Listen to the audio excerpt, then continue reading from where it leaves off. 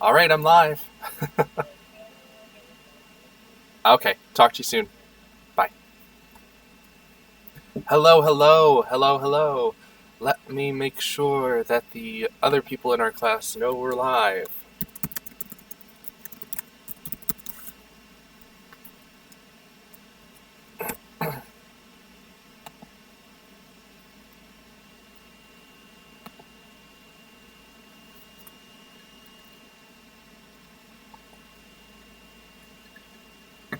Hey, Steph, what's going on?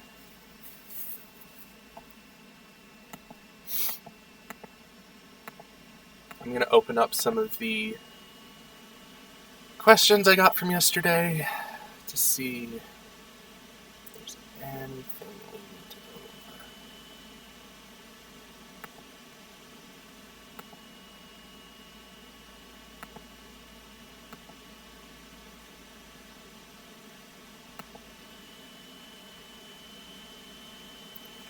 Yeah, Steph, there's two sessions I do because some people can't come to the 11 o'clock one and some people can't come to the 10 o'clock one. So I just do two sessions. I don't care. There's not much for me to do here anyway, so I'm totally happy and excited to talk to you guys on here.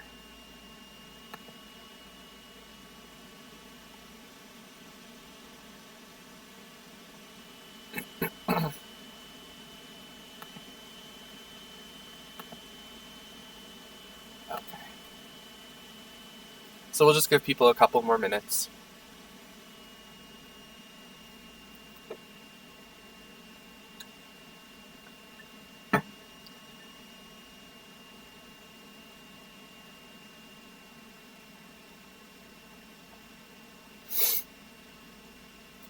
Sorry if my voice sounds weird today. My allergies are just so bad. Uh, we've had our windows open because it's been so nice, and we got the grass cut yesterday, and I'm just a mess after that, and I sound nasally, and my eyes are glassy and everything. So, if while I'm talking I don't sound awesome, that's why. Okay. Yes. If we had been in school, you probably would have seen me in a much worse state. Allergies and I do not do well together. So I'm hoping that the people who don't come in now will come in at the 11 o'clock one.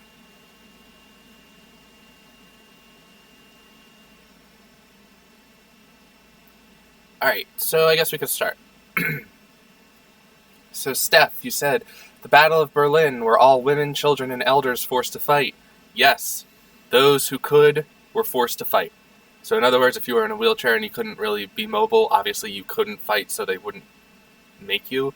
But every child who could, every elder who could, every woman was given a gun or some weapon and said, go fight. So that's really why the Battle of Berlin kind of fell apart so quickly.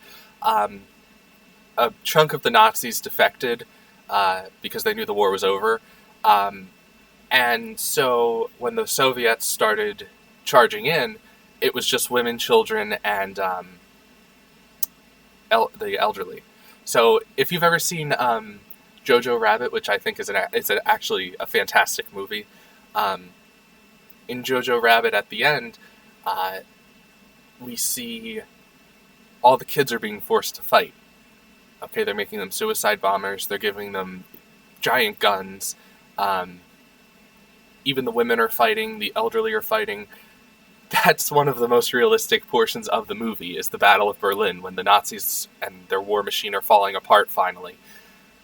That last scene, when everybody's getting killed and the women, children, and elderly are fighting, is probably one of the most spot-on parts of the entire movie.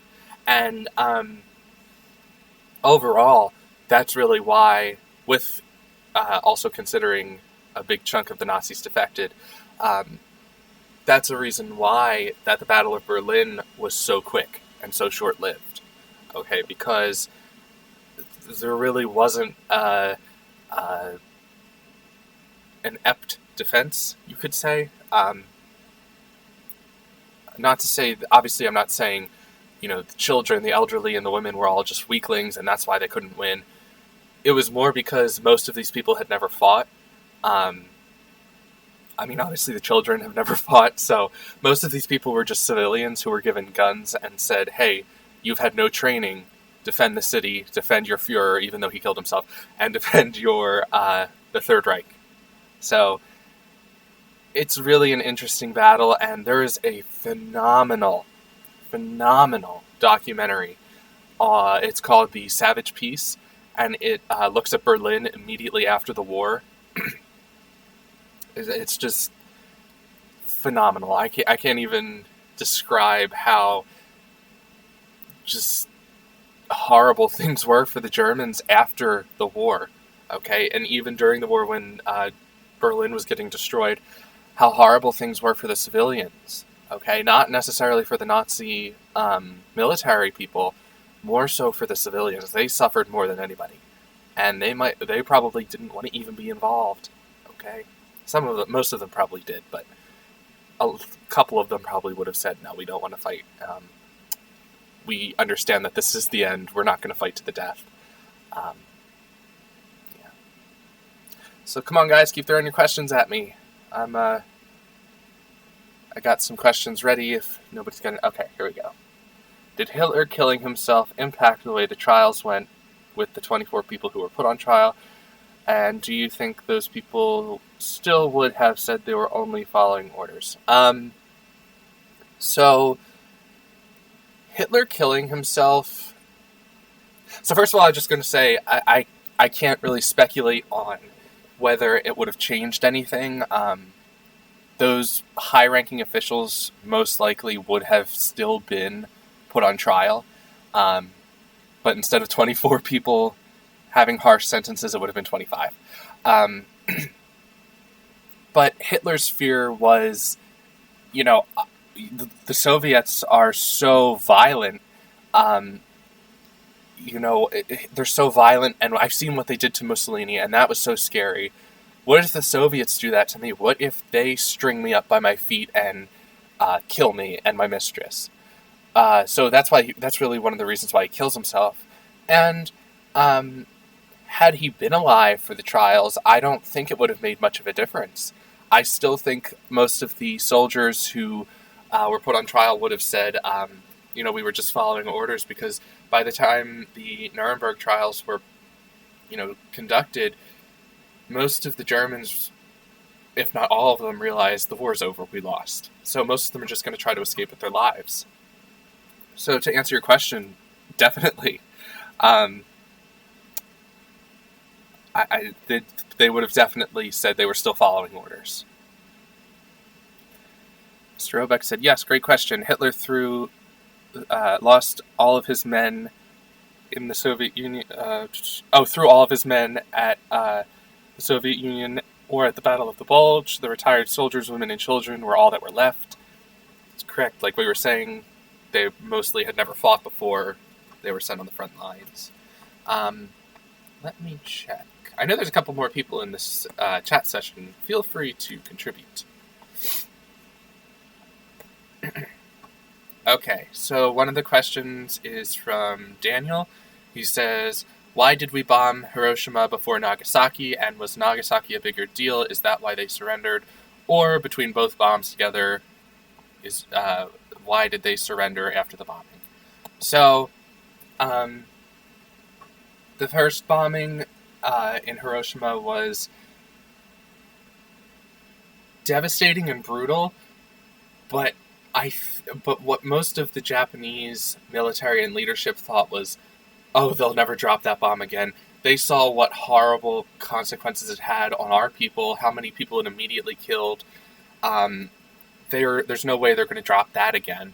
And they were wrong. The United States dropped another one 3 days later. There were a couple military targets in these cities, but excuse me. There was a couple military targets, but they weren't vital or important. The only reason we did that was, we're dropping these bombs to show that we mean business. Okay, we're not going to drop a bomb on Tokyo because that'll wipe out the emperor and the leadership. Okay, and drive most of the people to kill themselves because they follow the emperor. And so, the reason that the bombings in Japan happened, were really in reaction to the fighting that happened at the Battle of Okinawa, when they realized that the Japanese are really going to fight to the death, and if we get on Japanese soil, they're going to fight for every inch. So they said, if we bomb Japan, there's a better chance that we won't have to send troops in who would ultimately be killed. Mr. Roebuck, interesting fact, Dr. Mengele, aka the Angel of Death, escaped to Brazil and choked on his mustache while swimming. I love that fact. Okay, where's the question? Why did the United States enter World War II to help Great Britain and the Soviet Union?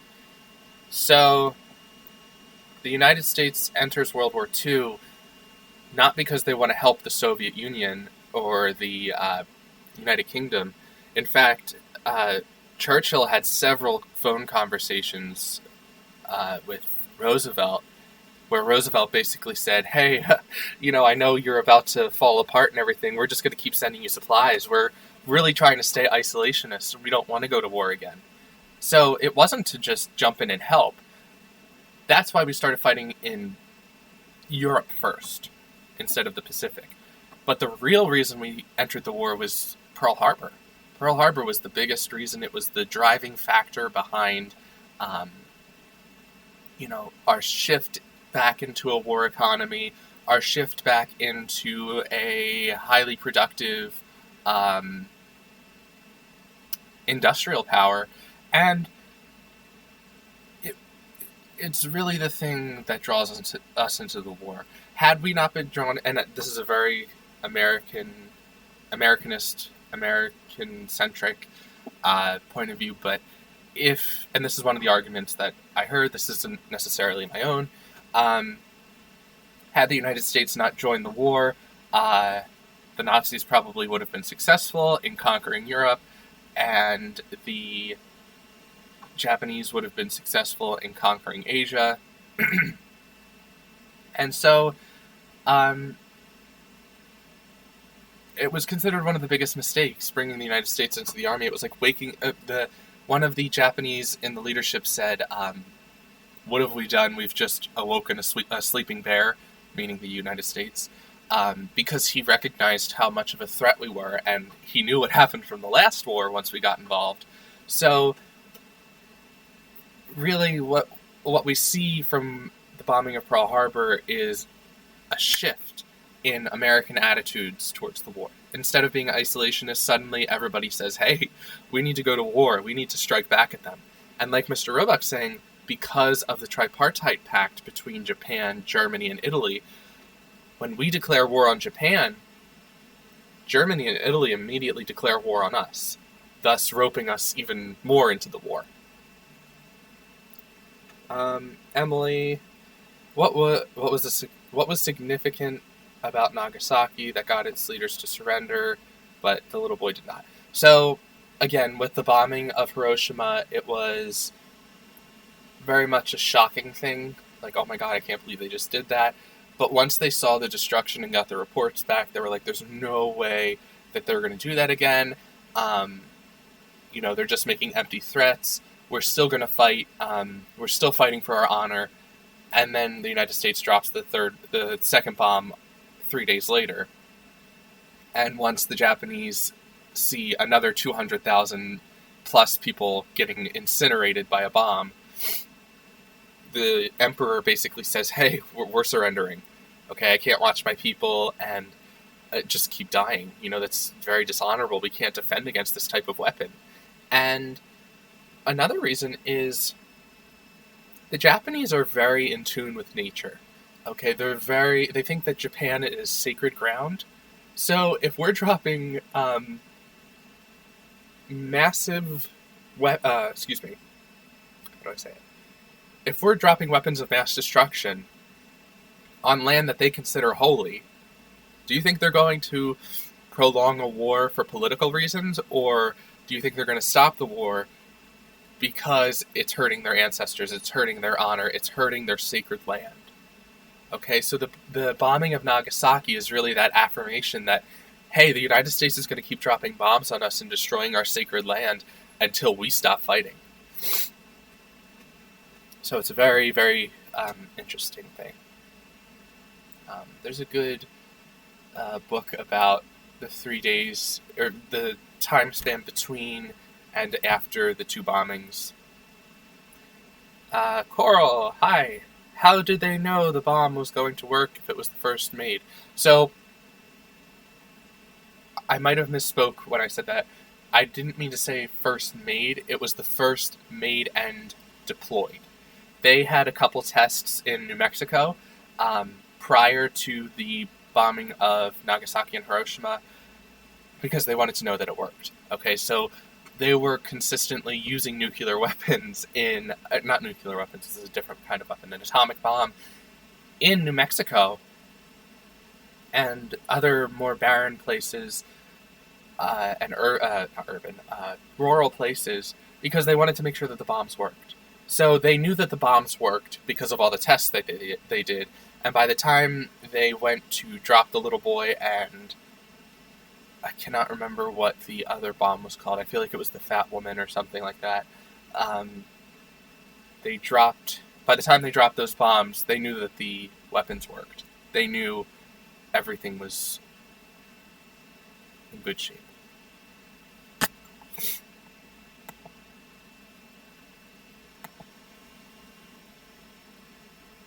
Oh, here's a good point. Someone asked, why did we attack in Europe first? So the reason we had our Europe first policy is because most of Europe was conquered at this point. Britain and the Soviet Union were our only allies. Okay, France was defeated. Fat man, not fat woman, you're right. You're right, Mr. Roebuck. Fat man is the name of the other bomb, not woman. Sorry about that. The reason that we decided to go with Europe first was because Britain was on the brink of losing. They were about to lose the war, okay? The British were about to fall apart, and the Germans were ready to pounce on them. So the United States figures, well, if the Germans take over the UK, then it's just us versus all of the Axis powers. And the Soviet Union won't last that much longer if they're able to focus all of their firepower on the East, okay? Plus, by the time we get to Europe, okay, like I said, most of Europe had been conquered, most of continental Europe. But there were still large swaths like southern France and other various areas that still were unconquered. So the United States was afraid that if the Nazis took over the continent, it would be a fortress. And I know that's crazy to hear that a continent could be a fortress, but the United States said, hey, it's going to be a lot harder to create our foothold in continental Europe if the Nazis control everything. And then to compound that, it'll be even worse if the United Kingdom surrenders, because then we'll have one ally. And then on top of that, we're not really ready to fight the Japanese. We lost a lot of our navy. We're not ready to just jump on them, okay? Mr. Roebuck, you bring up a good point. There was a U.S.-German development race. So at the same time as the United States was developing the atomic bomb, the Nazis were also researching, testing, and trying to create an atomic weapon. Okay. There's a lot of documentaries on secret plans that Hitler had. I don't know if a lot of them are true. However, there are a couple. Certainly, obviously there's proof that the Germans were working on an atomic weapon. However, in addition to this, Hitler had a lot more going on. He had a lot more planned. But we just charged in too fast for him, and, we took over, and it was just overwhelming. So, Hitler had all these great, and not great as in like I support them, but great as in aspirative or like high level goals, I guess you could say. Um, he had high aspirations. That's the big thing. Let me find one more question. Please, guys, if you have more questions, please keep throwing them at me so I can answer them.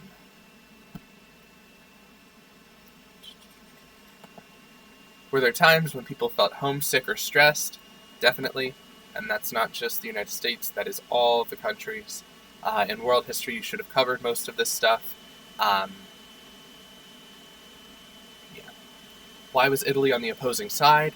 So in World War I, Italy was on our side. However, at the Treaty of Versailles, we promised them Austrian lands if they supported us and fought with us, but they got nothing. Okay, and on top of that, once Mussolini took over, who was a fascist, he became really good friends with Hitler, who was also a fascist. So those are the two big reasons Italy kind of jumped the fence. Steph, opening a second or third front in Western Europe was the main point of Operation Torch. What was the significance of this? Okay, so here's what's happening. On the east, okay, you have the Soviet Union charging into Germany. Okay, they're already fighting here. On the west, you have the United Kingdom already fighting and trying to push in unsuccessfully. The United States says, hey, British, send us some soldiers to fight with us, and we'll go down into Africa and go up and create that third front. Okay, so it's the third front overall, but the second front in the west.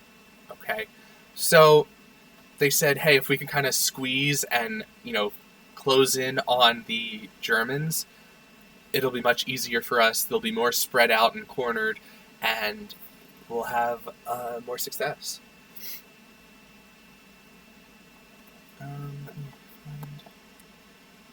Why would Japan bomb us if they knew we were stronger? So Japan, first of all, Japan was very, how do I say it? Confident in themselves that they would survive and conquer most of Asia and the world and the Pacific. So they were very, very confident already that they could succeed. However, most of them knew that the United States was not a force to be reckoned with. And another big reason that they attacked is because we threatened to cut off their oil. So whether or not they knew we were stronger than them is irrelevant. Okay, because had we cut off their oil, they would not have been able to continue operating their war machine and conquering the Pacific. Okay, so even though we were stronger, we threatened to cut off oil. If we cut off oil, they would fall apart. Okay, so they had no choice. What was America like after the war? Don't worry about that. We will talk about it next week. But I will say America was changed after this war. Yes, so many people died.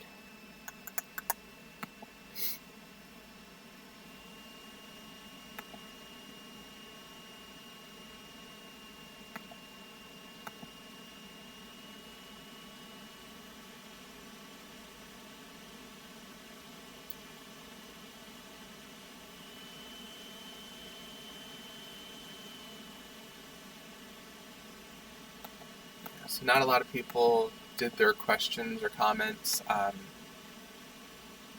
so I will have to check on them. I don't know why it says it's going to buffer, but YouTube is not receiving enough video to maintain smooth streaming. As such, viewers will be experiencing buffering. Okay, so that sounds like a wrap it up kind of thing. Are there any other questions that you guys want to go over? We're close to hitting our 30-minute mark. Just to reiterate what Mr. Roebuck's saying, he and I will be on Zoom tomorrow during our office hours. If you want to come in and join, even if it's for a minute, we would really like you to come in and join, to talk with us, to answer questions, to be face-to-face. We would just like if you were there. Okay, so please do show up. We will be keeping track of who shows up. And I just wanted to talk a minute about the extra credit. So, you only have to do one. Okay? You either do the article / current event review, which is, it's asking you to find one article within the last week, either from CNN, Fox News, MSNBC, or the Washington Post or the New York Times. Find an article about one of the topics on the list and answer the questions, give me information about it, reflect on it. Or you could do, in my opinion, the more fun option, choose a movie from that list. If you have another movie that you have in mind, you could certainly ask me if you can do that. I'm pretty sure I put Pearl Harbor on in that list, but I can't remember. If you have another movie in mind, ask me first. I want to make sure that it's legit. So you're going to watch the movie, or pick a movie, watch a movie, and then after that write 5 sentences, okay, just 5, about the historical importance. I do not want a summary. I'm asking you, if you're doing Pearl Harbor, say something along the lines of Pearl Harbor, this movie is historically significant because it shows the bloodshed of Pearl Harbor. It shows the fear that people felt. It shows some of the Japanese side of it, the low-tech radar that they had, all that kind of stuff. So that's all you guys have to do. Emily has one more question. Was Mussolini being summoned by the King of Italy a turning point? Not really. And the only reason I would argue it's not a turning point is because he was almost immediately rescued by Hitler and given another army and land. So it's not like when they overthrew Mussolini, all of Italy was freed.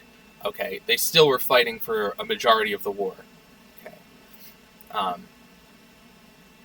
In terms of showing who Italy wanted to be loyal to, I think that is a turning point because they chose the king over the dictator, right? So if there's no more question, and I hope that answers your question. If there's no more questions, then join us tomorrow on the Zoom chat. Please get your work done, keep up with it, as I know most of the people in this chat have been doing, and I'm very proud of you guys. We will be back after spring break to start the Cold War. Okay, and I think and from this point on, Mr. Roebuck and I are going to try to make sure that instead of just taking the notes and, remembering them, we're going to try to make sure and do more things that make sure you understand and comprehend the information. Okay? So have a great day. I wish you all the best. Enjoy this gorgeous day outside. Take your allergy meds if you're like me. Wash your hands, stay healthy, be safe.